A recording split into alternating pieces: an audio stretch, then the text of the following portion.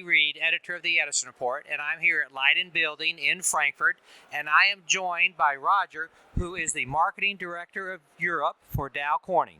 So Roger, welcome. Thanks, Randy. We're glad to have you. And tell us a little bit about your booth. I understand it's divided into 3 sections. Yeah, that's correct. So the Dow Corning booth has 3 sections this year. One is performance, the other one collaboration, and the other one innovation. Okay, so the innovation part is really about the new things we launch here. There's quite a host of them.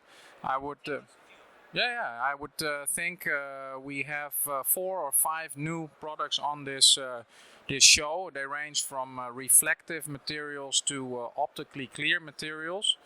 And they really enable our customers to go to new applications, higher power applications, new designs. The collaboration part is, and that's for me quite interesting to see, because many of those things are new, but the collaboration part is really about showing the world that what we do is actually finding customers. Many of the applications actually are seeing first sales, and we show many of them. I would venture to guess that there's at least 10 case studies with specific parts that we can show, which actually leads to the last point, which is collaboration. Many of the collaboration partners are listed here, and we offer those to our end customers for usage. So really interesting overview. The MS4002 looks like an interesting product. Tell our audience a little about that one. Yeah. So we have a line called MS products. MS stands for moldable silicones. So those are either white for reflection or transparent materials that you can put in a molding machine. And they're typically 2-part materials. They're molded in a typical molding process, well known by the industry. And if you then mold this into a certain lens shape or reflector shape, you can attach that to an LED design. So those products are actually as transparent and highly resistant to heat or light intensity. They're quite new on the market. So we've been preparing materials for the last years. I think Dow Corning was the first one starting this.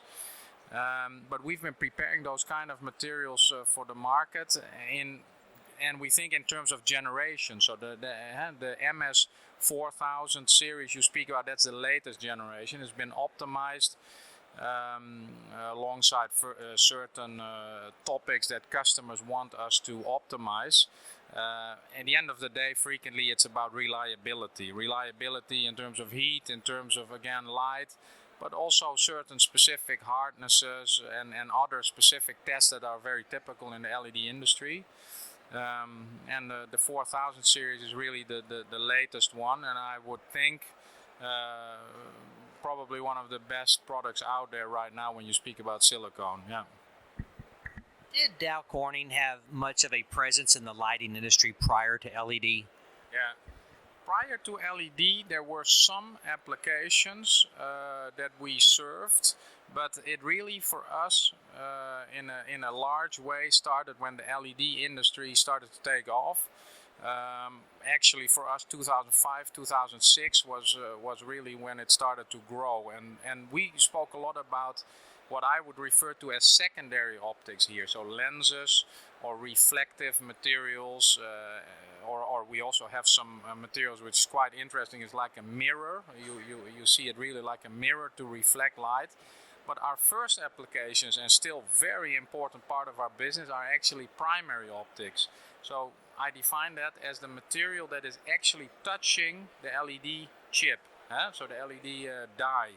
And you can imagine that the silicones are used there for the very hot, very light intense type of applications. And we're still globally the leader in this area. In enormously intense markets, innovations are required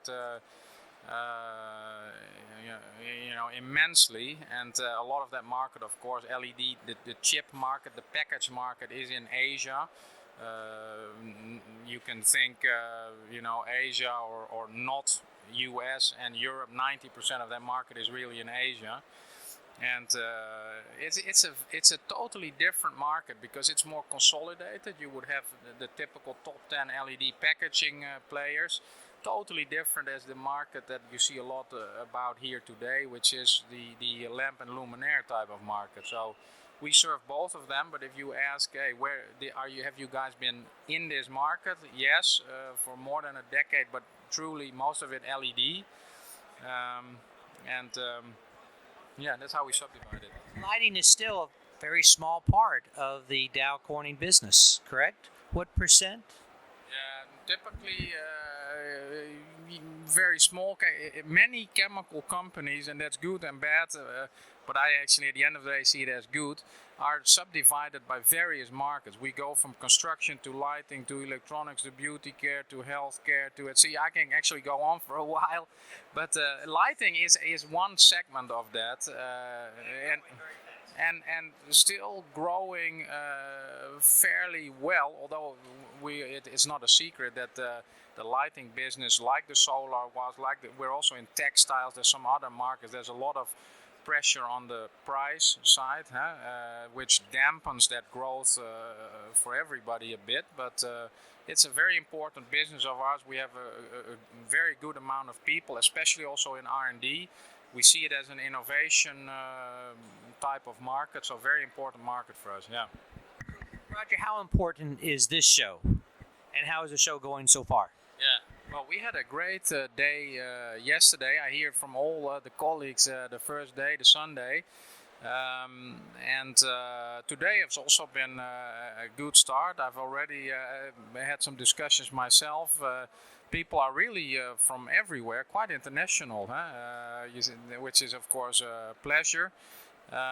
But Light and Building is one of the biggest shows. If you walk around here, actually sometimes you have to take the bus to go from A to B, but it's an enormous show. You see a lot of the big OEMs here, but for us as material supplier, we want to be here as well. I don't think any of our direct competitors is here, but we want to be here and be part of the show. So yeah. Well, Roger, thank you very much for your time. It's nice to see you, and I wish you a great show. Thank you. All right, take care.